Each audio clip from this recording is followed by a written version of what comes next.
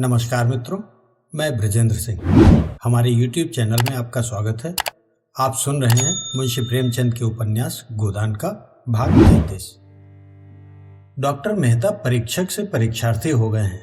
मालती से दूर दूर रहकर उन्हें ऐसी शंका होने लगी है कि उसे खो न बैठे। कई महीनों से मालती उनके पास न आई थी और अब वह विकल होकर उसके घर गए तो मुलाकात न हुई। जिन दिनों रुद्रपाल और सरोज का प्रेमकांड चलता रहा तब तो मालती उनकी सलाह लेने प्रायः एक दो बार रोज आती थी, पर जब से दोनों इंग्लैंड चले गए थे उसका आना जाना बंद हो गया था। घर पर भी वह मुश्किल से मिलती। ऐसा मालूम होता था जैसे वो उनसे बचती है, जैसे बलपूर्वक अपने मन को उनकी ओर से हटा लेना चाहती है।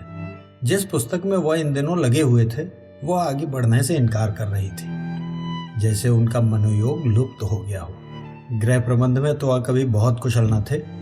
सब मिलाकर 1000 रुपए से अधिक महीने में कमा लेते थे, मगर बचत एक धेले की भी न होती थी। रोटी दाल खाने के सिवा और उनके हाथ कुछ न था। तकल्लुफ अगर कुछ था तो वो उनकी कार थी, जिसे वो खुद ड्राइव करते थे। कुछ रुपए किताबों में उड़ जाते थे, कुछ चंदों में, कुछ गरीब छात्रों की परवरिश में और अपने बाग की सजावट में, जिससे उन्हें इश्क सा था। तरह तरह के पौधे और वनस्पतियां विदेशों से महंगे दामों में मंगाना और उनको पालना, यही उनका मानसिक चटोरापन था, या इसे दिमागी अय्याशी कहें। मगर इधर कई महीनों से उस बगीचे की ओर से भी वो कुछ विरक्त से हो रहे थे और घर का इंतजाम और भी बदतर हो गया था। खाते 2 फुलके और खर्च हो जाते 100 से ऊपर।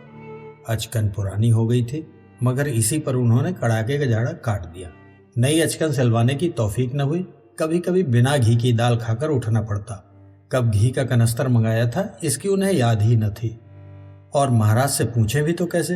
वो समझेगा नहीं कि उस पर अविश्वास किया जा रहा है। आखिर एक दिन जब 3 निराशाओं के बाद चौथी बार मालती से मुलाकात हुई और उसने इनकी ये हालत देखी तो उससे न रहा गया। बोली, तुम क्या आपकी जाड़ा यूं ही काट दोगे? ये अचकन पहनते तुम्हें शर्म नहीं आती? मालती उनकी पत्नी न होकर भी उनके इतने समीप थी कि ये प्रश्न उसने उसी सहज भाव से किया जैसे अपने किसी आत्मीय से करती। मेहता ने बिना झेपे हुए कहा, क्या करूं मालती, पैसा तो बचता ही नहीं। मालती को अचरज हुआ, तुम 1000 से ज्यादा कमाते हो और तुम्हारे पास अपने कपड़े बनवाने को भी पैसे नहीं। मेरी आमदनी कभी 400 से ज्यादा न थी, लेकिन मैं उसी में सारी गृहस्थी चलाती हूँ और बचा लेती हूँ। आखिर तुम क्या करते हो? मैं एक पैसा भी फालतू नहीं खर्च करता। मुझे कोई ऐसा शौक भी नहीं है। अच्छा, मुझसे रुपए ले जाओ और एक जोड़ी अचकन बनवा लो। मेहता ने लज्जित होकर कहा, आपकी बनवा लूंगा, सच कहता हूँ। अब आप यहाँ आए तो आदमी बनकर आए। ये तो बड़ी कड़ी शर्त है। कड़ी सही, तुम जैसों के साथ बिना कड़ाई किए काम नहीं चलता। मगर वहां तो संदूक खाली था और किसी दुकान पर बेपैसे जाने का साहस न पड़ता था। मालती के घर जाएं तो कौन मुंह लेकर? दिल में तड़प तड़प कर रह जाते थे। एक दिन नई विपत्ति आ पड़ी। इधर कई महीने से मकान का किराया नहीं दिया था। 75 रुपए माहवार बढ़ते जाते थे। मकानदार ने जब बहुत तकाजे करने पर भी रुपए वसूल न कर पाए तो नोटिस दे दी, मगर नोटिस रुपए गढ़ने का कोई जंतर तो है नहीं। नोटिस की तारीख निकल गई और रुपए न पहुंचे। तब मकानदार ने मजबूर होकर नालिश कर दी। वो जानता था मेहता जी बड़े सज्जन और परोपकारी पुरुष हैं, लेकिन इससे ज्यादा भलमनसी वह क्या करता कि 6 महीने सब्र किए बैठा रहा। मेहता ने किसी तरह की पैरवी न की। एक तरफा डिग्री हो गई। मकानदार ने तुरंत डिग्री जारी कराई और कुर कमीन मेहता साहब के पास पूर्व सूचना देने आया, क्योंकि उसका लड़का यूनिवर्सिटी में पढ़ता था और उसे मेहता कुछ वजीफा भी देते थे। संयोग से उस वक्त मालती भी बैठी थी। बोली, कैसी कुर की है? किस बात की? अमीन ने कहा, वही किराए की डिग्री जो हुई थी। मैंने कहा, हुजूर को इत्तला दे दूं। 400-500 का मामला है, कौन सी बड़ी रकम है। 10 दिन में भी रुपए दे दीजिए तो कोई हरज नहीं। मैं महाजन को 10 दिन तक उलझाए रहूंगा। जब अमीन चला गया तो मालती ने तिरस्कार भरे स्वर में पूछा, अब यहाँ तक नौबत पहुंच गई? मुझे आश्चर्य होता है कि तुम इतने मोटे मोटे ग्रंथ कैसे लिखते हो। मकान का किराया 6-6 महीने से बाकी पड़ा है और तुम्हें खबर नहीं? मेहता लज्जा से सिर झुकाकर बोले, खबर क्यों नहीं है, लेकिन रुपए बचते ही नहीं। मैं एक पैसा भी व्यर्थ नहीं खर्च करता। कोई हिसाब किताब भी लिखते हो? हिसाब क्यों नहीं रखता? जो कुछ पाता हूँ वो सब दर्ज करता जाता हूँ। नहीं, इनकम टैक्स वाले जिंदा न छोड़े। और जो कुछ खर्च करते हो वो, उसका तो कोई हिसाब नहीं रखता। क्यों? कौन लिखे बोझ सा लगता है। और ये पोथे कैसे लिख डालते हो? उसमें तो विशेष कुछ नहीं करना पड़ता, कलम लेकर बैठ जाता हूँ। हर वक्त खर्च का खाता तो खोलकर नहीं बैठता। तो रुपए कैसे अदा करोगे? किसी से कर्ज ले लूंगा, तुम्हारे पास हो तो दे दो। मैं तो एक शर्त पर दे सकती हूँ, तुम्हारी आमदनी सब मेरे हाथ में आए और खर्च भी मेरे हाथों से हो। मेहता प्रसन्न होकर बोले, वाह, अगर ये भार ले लो तो क्या कहना, मूसलों ढोल बजाऊं। मालती ने डिग्री के रुपए चुका दिए और दूसरे ही दिन मेहता को वो बंगला खाली करने पर मजबूर किया। अपने बंगले में उसने उनके लिए 2 बड़े बड़े कमरे दे दिए।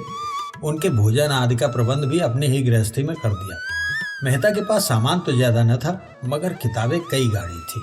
उनके दोनों कमरे पुस्तकों से भर गए। अपना बगीचा छोड़ने का उन्हें जरूर कलक हुआ, लेकिन मालती ने अपना पूरा अहाता उनके लिए छोड़ दिया कि जो फूल पत्तियां चाहें लगाएं। मेहता तो निश्चिंत हो गए, लेकिन मालती को उनकी आय व्यय पर नियंत्रण करने में बड़ी मुश्किल का सामना करना पड़ा। उसने देखा आय तो 1000 से ज्यादा है, मगर वो सारी की सारी गुप्त दान में उड़ जाती है। 20-25 लड़के उन्हीं से वजीफा पाकर विद्यालय में पढ़ रहे थे। विधवाओं की तादाद भी इससे कम न थी। इस खर्च में कैसे कमी करे, यह उसे न सूझता था। सारा दोष उसी के सर मढ़ा जाएगा, सारा अपयश उसी के हिस्से पड़ेगा। कभी मेहता पर झुंझलाती, कभी अपने ऊपर, कभी प्रार्थियों के ऊपर, जो एक सरल उदार प्राणी पर अपना भार रखते जरा भी न सुख जाते थे। ये देखकर और झुंझलाहट होती थी कि इन धान लेने वालों में कुछ तो इसके पात्र ही न थे। एक दिन उसने मेहता को आड़े हाथों लिया। मेहता ने उसका आक्षेप सुनकर निश्चिंत भाव से कहा, तुम्हें अख्तियार है, जिसे चाहो दो, चाहो न दो। मुझसे पूछने की कोई जरूरत नहीं। हाँ, जवाब भी तुम्ही को देना पड़ेगा। मालती ने चिढ़कर कहा, हाँ और क्या, यश तो तुम लो, अपयश मेरे सिर मढ़ो। मैं नहीं समझती तुम किस तर्क से इस दान प्रथा का समर्थन कर सकते हो।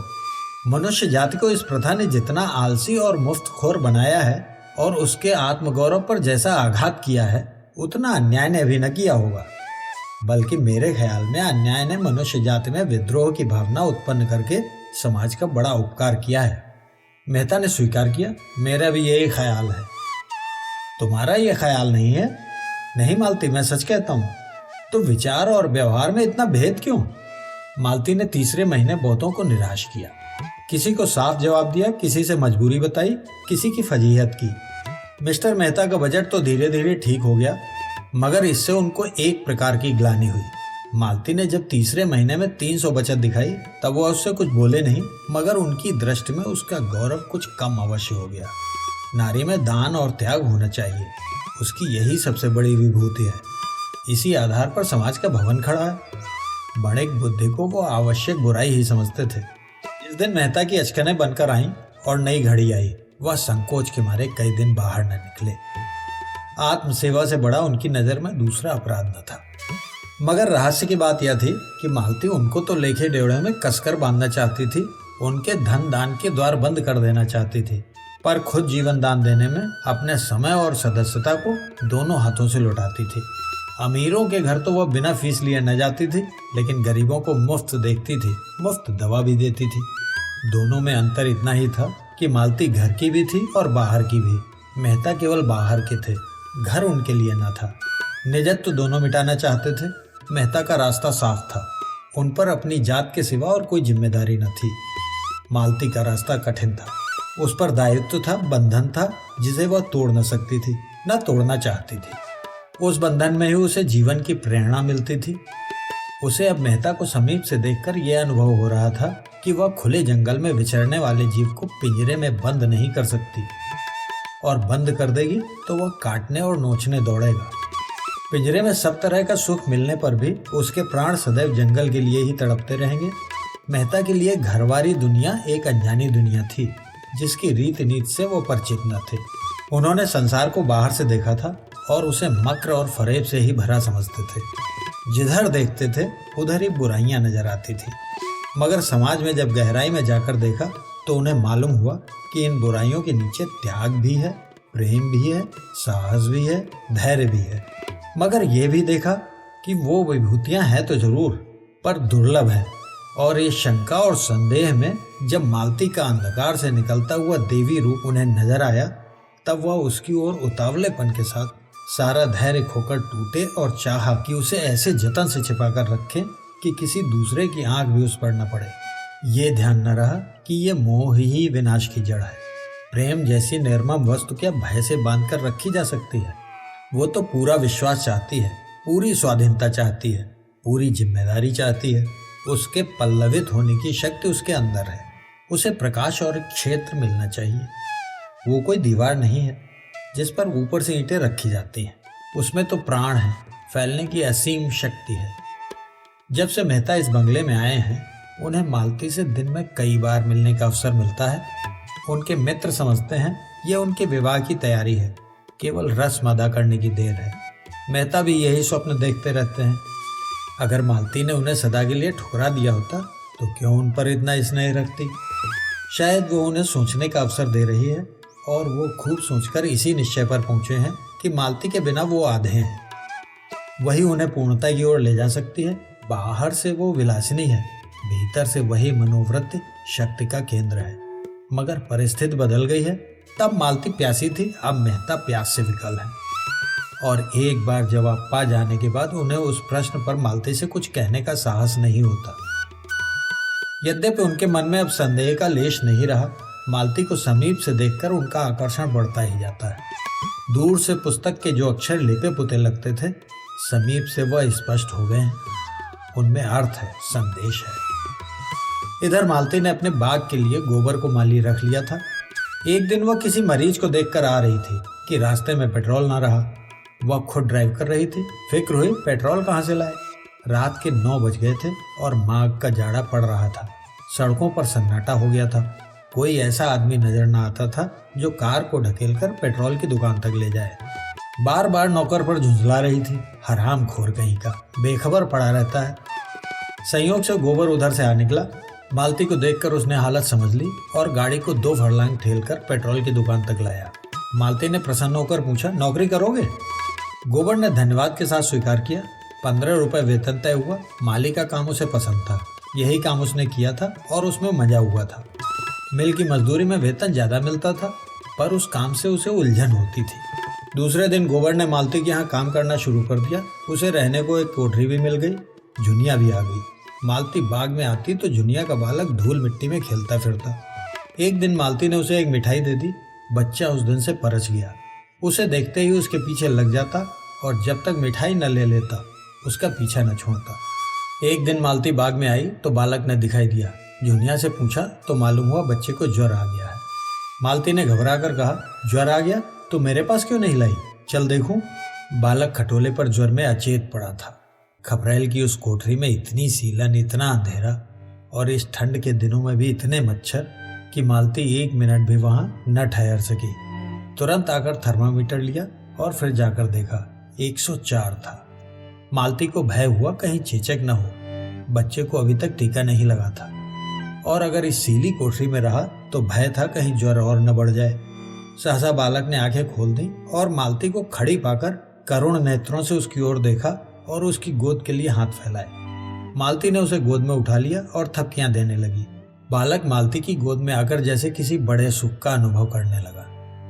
अपनी जलती हुई उंगलियों से उसके गले की मोतियों की माला पकड़कर अपनी ओर खींचने लगा। मालती ने नेकलेस उतारकर उसके गले में डाल दी। बालक की स्वार्थी प्रकृति इस दशा में भी सजग थी। नेकलेस पाकर अब उसे मालती की गोद में रहने की कोई ऐसी जरूरत न रही। यहाँ उसके छिन जाने का भय था। जुनिया की गोद इस समय ज्यादा सुरक्षित थी। मालती ने खिले हुए मन से कहा, बड़ा चालाक है, चीज लेकर कैसा भागा। जुनिया ने कहा, दे दो बेटा, मेम साहब का है। बालक ने हार को दोनों हाथों से पकड़ लिया और माँ की ओर रोष से देखा। मालती बोली, तुम पहने रहो बच्चा, मैं मांगती नहीं हूँ। उसी वक्त बंगले में आकर उसने अपना बैठक का कमरा खाली कर दिया और उसी वक्त जुनिया उस नए कमरे में डट गई। मंगल ने उस स्वर्ग को कौतूहल भरी आंखों से देखा। छत में पंखा था, रंगीन बल्ब थे, दीवारों पर तस्वीरें थी। देर तक उन चीजों को टकटकी लगाए देखता रहा।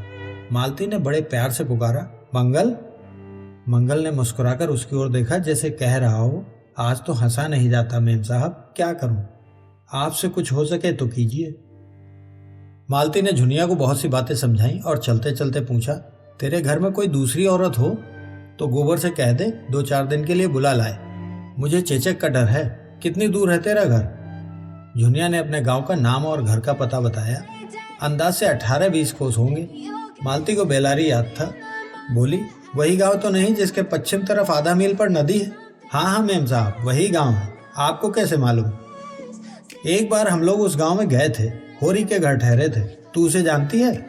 वो तो मेरे ससुर हैं मेम साहब। मेरी सास भी मिली होंगी। हाँ हाँ, बड़ी समझदार औरत मालूम होती थी। मुझसे खूब बातें करती रही। तो गोबर को भेज दे, अपनी माँ को बुला लाए। वह उन्हें बुलाने नहीं जाएंगे। क्यों? कुछ ऐसा ही कारण है। झुनिया को अपने घर का चौका बर्तन, झाड़ू, बुआई, रोटी पानी सभी कुछ करना पड़ता। दिन को तो दोनों चना चबेना खाकर रह जाते। रात को जब मालती आ जाती तो झुनिया अपना खाना पकाती और मालती बच्चे के पास बैठती। वो बार बार चाहती कि बच्चे के पास बैठे, लेकिन मालती उसे ना आने देती। रात को बच्चे का ज्वर तेज हो जाता और वह बेचैन होकर दोनों हाथ ऊपर उठा लेता। मालती उसे गोद में लेकर घंटों कमरे में टहलती। चौथे दिन उसे छींचक निकल आई। मालती ने सारे घर को टीका लगाया, खुद को टीका लगवाया, मेहता को भी लगाया। गोबर, झुनिया, महाराज कोई न बचा। पहले दिन तो दाने छोटे थे और अलग अलग थे। जान पड़ता था छोटी माता है। दूसरे दिन दाने जैसे खिल उठे और अंगूर के दानों के बराबर हो गए और फिर कई कई दाने मिलकर बड़े बड़े आंवले जैसे हो गए। मंगल जलन और खुजली और पीड़ा से बेचैन होकर करुण स्वर में कराहता और दीन असहाय नेत्रों से मालती की ओर देखता। उसका कराहना भी प्रौढ़ों का सा था और दृष्टि में भी प्रौढ़ता थी, जैसे वह एकाएक जवान हो गया हो। इस असहाय वेदना ने मानो उसके अबोध शिशुपन को मिटा डाला हो। उसकी शिशु बुद्धि मानो संज्ञान होकर समझ रही थी कि मालती ही के जतन से वो अच्छा हो सकता है। मालती ज्यों ही किसी काम से चली जाती वो रोने लगता। मालती के आते ही चुप हो जाता। रात को उसकी बेचैनी बढ़ जाती और मालती को प्रायः सारी रात बैठना पड़ जाता, मगर वो न कभी झुंझलाती न चिढ़ती। हाँ, झुनिया पर उसे कभी कभी अवश्य क्रोध आता, क्योंकि वह अज्ञान के कारण जो न करना चाहिए वो कर बैठती। गोबर और झुनिया दोनों की आस्था झाड़ फूक में अधिक थी, पर यहाँ उसको कोई अवसर न मिलता। उस पर झुनिया 2 बच्चों की माँ होकर बच्चे का पालन करना न जानती थी। मंगल दिक करता तो उसे डांटती कोसती। जरा सा भी अवकाश पाती तो जमीन पर सो जाती और सवेरे से पहले न उठती। और गोबर तो उस कमरे में आते जैसे डरता था। मालती वहां बैठी है, कैसे जाए? झुनिया से बच्चे का हालचाल पूछ लेता और खाकर पड़ रहता। उस चोट के बाद वह पूरा स्वस्थ न हो पाया था। थोड़ा सा काम करके भी थक जाता था। उन दिनों जब झुनिया घास बेचती थी और वह आराम से पड़ा रहता था तो वो कुछ हरा हो गया था, मगर इधर कई महीने बोझ ढोने और चूने गारे का काम करने से उसकी दशा गिर गई थी। उस पर यहाँ काम बहुत था। सारे बाग को पानी निकालकर सींचना, क्यारियों को गोड़ना, घास छीलना, गायों को चारा पानी देना और दूहना। और जो मालिक इतना दयालु हो उसके काम में कामचोरी कैसे करे, ये एहसान उसे एक क्षण भी आराम से न बैठने देता। और तब मेहता खुद खुरपी लेकर घंटों बाग में काम करते तो वह कैसे आराम करता। वो खुद सूखता जाता था पर बाग हरा हो रहा था। मिस्टर मेहता को भी बालक से स्नेह हो गया था। एक दिन मालती ने उसे गोद में लेकर उनकी मूछें उखड़वा दी थी। दुष्ट ने मूछों को ऐसा पकड़ा था कि समूल ही उखाड़ लेगा। मेहता की आंखों में आंसू भर आए थे। मेहता ने बिगड़ कर कहा था, बड़ा शैतान लौंडा है। मालती ने उन्हें डांटा था, तो मूछें साफ क्यों नहीं कर लेते? मेरी मूछें मुझे प्राणों से प्रिय हैं। अब की पकड़ लेगा तो उखाड़ कर ही छोड़ेगा, तो मैं इसके कान भी उखाड़ लूंगा। मंगल को उनकी मूछें उखाड़ने में कोई खास मजा आया था। वह खूब खिलखिलाकर हंस रहा था और मूछों को और जोर से खींचा था। मगर मेहता को भी शायद मूछें उखड़वाने में मजा आया था, क्योंकि वह प्रायः 2-3 बार रोज उससे अपनी मूछों की रस्साकशी करा लिया करते थे। इधर जब से मंगल को चेचक निकल आई थी, मेहता को भी बड़ी चिंता हो गई थी। अक्सर कमरे में जाकर मंगल को व्यथित आंखों से देखा करते। उसके कष्टों की कल्पना करके उनका कोमल हृदय हिल जाता था। उनके दौड़ धूप से वो अच्छा हो जाता तो पृथ्वी की उस छोर तक दौड़ लगाते। रुपए खर्च करने से अच्छा होता तो चाहे भीख ही मांगना पड़ता, वह उसे अच्छा करके ही रहते। लेकिन यहाँ कोई बस न था। उसे छूते भी उनके हाथ कांपते थे, कहीं उसके आंवले न टूट जाएं। मालती कितने कोमल हाथों से उसे उठाती है, कंधों पर उठाकर कमरे में टहलाती है और कितने स्नेह से उसे बहलाकर दूध पिलाती है। यह वात्सल्य मालती को उनकी दृष्टि में न जाने कितना ऊंचा उठा देता है।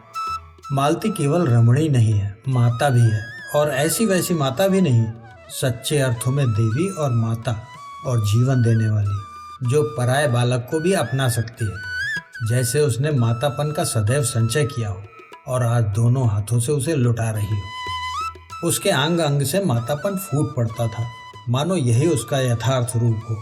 ये हाव भाव, ये शौक श्रृंगार उसके मातापन के आवरण मात्र हो, जिसमें उस विभूत की रक्षा होती रहे। रात का 1 बज गया था। मंगल का रोना सुनकर मेहता चौंक पड़े। सोचा, बेचारी मालती आधी रात तक तो जागती रही होगी, इस वक्त उसे उठने में कितना कष्ट होगा।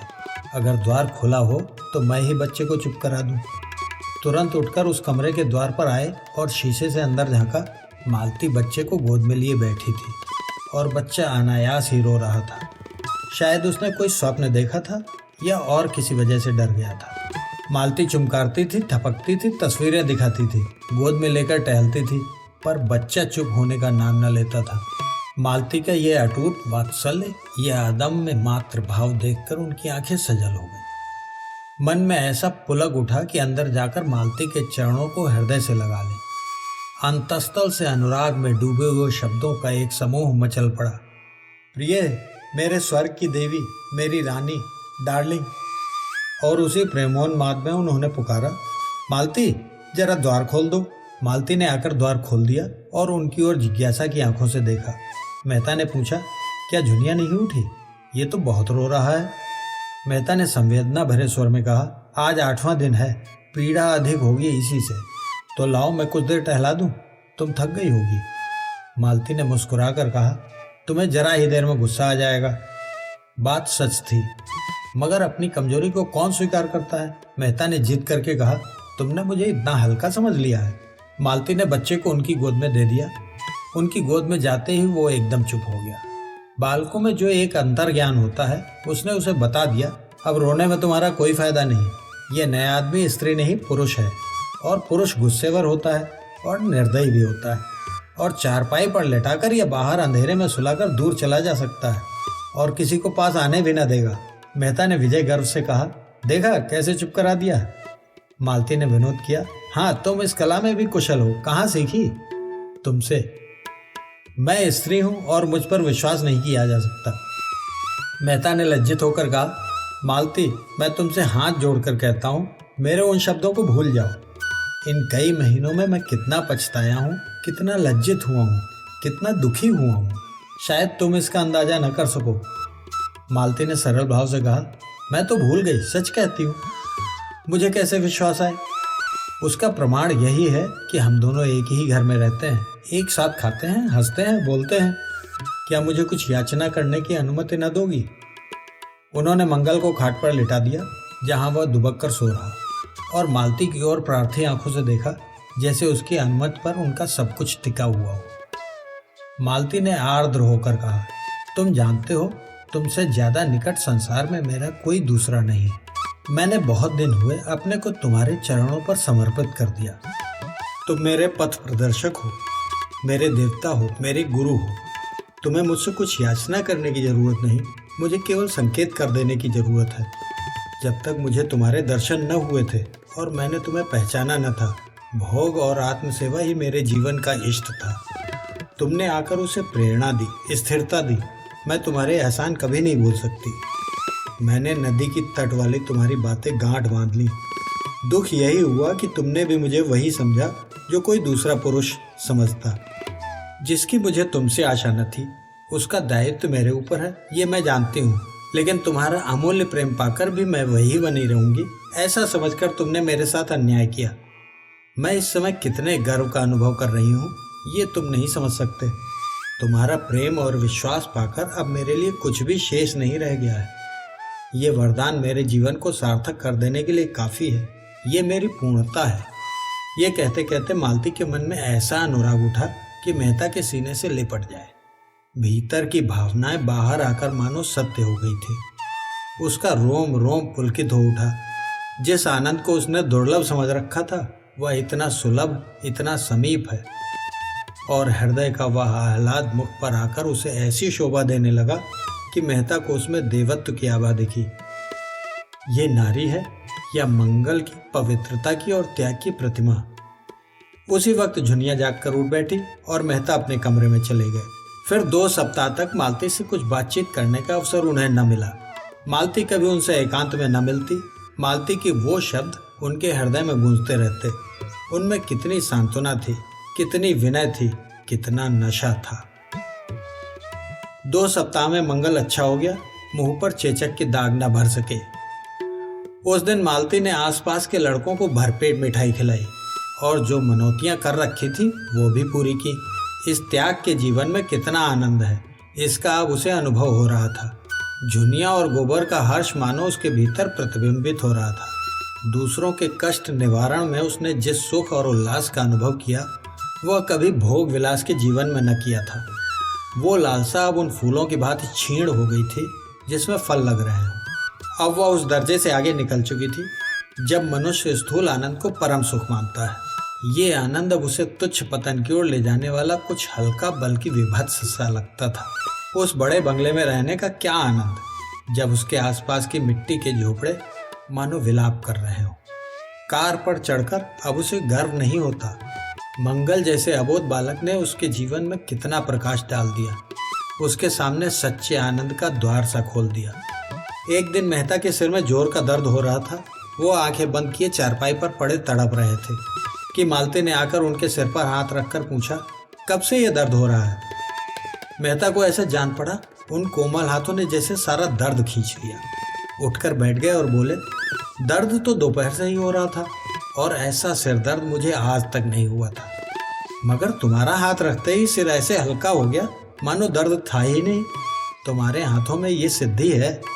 मालती ने उन्हें कोई दवा लाकर खाने को दे दी और आराम से लेटे रहने की ताकीद करके तुरंत कमरे से निकल जाने को हुई। मेहता ने आग्रह करके कहा, जरा 2 मिनट बैठोगी नहीं? मालती ने द्वार पर से पीछे फिरकर कहा, इस वक्त बातें करोगे तो शायद फिर दर्द होने लगे। आराम से लेटे रहो। आजकल मैं तुम्हें हमेशा कुछ न कुछ पढ़ते या लिखते देखती हूँ। 2-4 दिन लिखना पढ़ना छोड़ दो। तुम 1 मिनट बैठोगी नहीं? मुझे एक मरीज को देखने जाना है। अच्छी बात है, जाओ। मेहता के मुख पर कुछ ऐसी उदासी छा गई कि मालती लौट पड़ी और सामने आकर बोली, अच्छा कहो, क्या कहते हो? मेहता ने विमन होकर कहा, कोई खास बात नहीं है, यही कह रहा था कि इतनी रात गए किस मरीज को देखने जाओगी? वही राय साहब की लड़की है, उसकी हालत बहुत खराब हो गई थी, अब कुछ संभल गई है। उसके जाते ही मेहता फिर लेट रहे। कुछ समझ में नहीं आया कि मालती के हाथ रखते ही दर्द क्यों शांत हो गया। अवश्य ही उसमें कोई सिद्धि है और ये उसकी तपस्या का, उसकी कर्मण्य मानवता का ही वरदान है। मालती नारित्व के उस ऊंचे आदर्श पर पहुंच गई थी जहां वह प्रकाश के एक नक्षत्र सी नजर आती थी। अब वह प्रेम की वस्तु नहीं, श्रद्धा की वस्तु थी। अब वह दुर्लभ हो गई थी और दुर्लभता मनस्वी आत्माओं के लिए उद्योग का मंत्र है। मेहता प्रेम में जिस सुख की कल्पना कर रहे थे उसे श्रद्धा ने और भी गहरा और भी स्फूर्ति बना दिया। प्रेम में कुछ मान भी होता है, कुछ ममत्व भी। श्रद्धा तो अपने आप को मिटा डालती है और अपने मिट जाने को ही अपना इष्ट बना लेती है। प्रेम अधिकार करना चाहता है, जो कुछ देता है उसके बदले में कुछ चाहता भी है। श्रद्धा का चरम आनंद अपना समर्पण है, जिसमें अहम मान्यता का ध्वंस हो जाता है। मेहता का वृहद ग्रंथ समाप्त हो गया था, जिसे वह 3 साल से लिख रहे थे और जिसमें उन्होंने संसार के सभी दर्शन तत्वों को समन्वय किया था। यह ग्रंथ उन्होंने मालती को समर्पित किया और जिस दिन उसकी प्रतियां इंग्लैंड से आईं और उन्होंने एक प्रति मालती को भेंट की, वह उसे अपने नाम से समर्पित देखकर विस्मित भी हुई और दुखी भी। उसने कहा, ये तुमने क्या किया? मैं तो अपने को इस योग्य नहीं समझती। मेहता ने गर्व के साथ कहा, लेकिन मैं तो समझता हूँ ये तो कोई चीज नहीं। मेरे तो अगर 100 प्राण होते तो वह तुम्हारे चरणों में न्यौछावर कर देता। मुझ पर, जिसने स्वार्थ सेवा के सिवा कुछ जाना ही नहीं। तुम्हारे त्याग का टुकड़ा भी मैं पा जाता तो अपने को धन्य समझता। तुम देवी हो। पत्थर की, इतना और क्यों नहीं कहते? त्याग की, मंगल की, पवित्रता की। तब तुमने मुझे खूब समझा। मैं और त्याग, मैं तुमसे सच कहती हूँ, सेवा या त्याग का भाव कभी मेरे मन में नहीं आया। जो कुछ करती हूँ प्रत्यक्ष या अप्रत्यक्ष स्वार्थ के लिए करती हूँ। मैं गाती इसलिए नहीं कि त्याग करती हूँ या अपने गीतों से दुखी आत्माओं को सांत्वना देती हूँ, बल्कि केवल इसलिए कि उससे मेरा मन प्रसन्न होता है। इसी तरह दवादाई भी गरीबों को दे देती हूँ, केवल अपने मन को प्रसन्न करने के लिए। शायद मन का अहंकार इसमें सुख मानता है। तुम मुझे खामख्वाह देवी बनाए डालते हो। अब तो इतनी कसर रह गई कि धूप दीप लेकर मेरी पूजा करो। मेहता ने कातर स्वर में कहा, वो तो मैं बरसों से कर रहा हूँ मालती, और उस वक्त तक करता जाऊंगा जब तक वरदान न मिलेगा। मालती ने चुटकी ली, तो वरदान पा जाने के बाद शायद देवी को मंदिर से निकाल फेंको। मेहता संभल कर बोले, तब तो मेरी अलग सत्ता ही न रहेगी, उपासक उपास्य में लय हो जाएगा। मालती ने गंभीर होकर कहा, नहीं मेहता, मैं महीनों से इस प्रश्न पर विचार कर रही हूँ और अंत में मैंने ये तय किया है कि मित्र बनकर रहना स्त्री पुरुष बनकर रहने से कहीं सुखकर है। तुम मुझसे प्रेम करते हो, मुझ पर विश्वास करते हो और मुझे भरोसा है कि आज अवसर आ पड़े तो तुम मेरी रक्षा प्राणों से करोगे। तुम में मैंने अपना पथ प्रदर्शक ही नहीं, अपना रक्षक भी पाया है। मैं भी तुमसे प्रेम करती हूँ, तुम पर विश्वास करती हूँ और तुम्हारे लिए कोई ऐसा त्याग नहीं है जो मैं न कर सकूं। और परमात्मा से मेरी यही विनय है कि वो जीवन पर्यंत मुझे इस मार्ग पर दृढ़ रखे। हमारी पूर्णता के लिए, हमारी आत्मा के विकास के लिए और क्या चाहिए।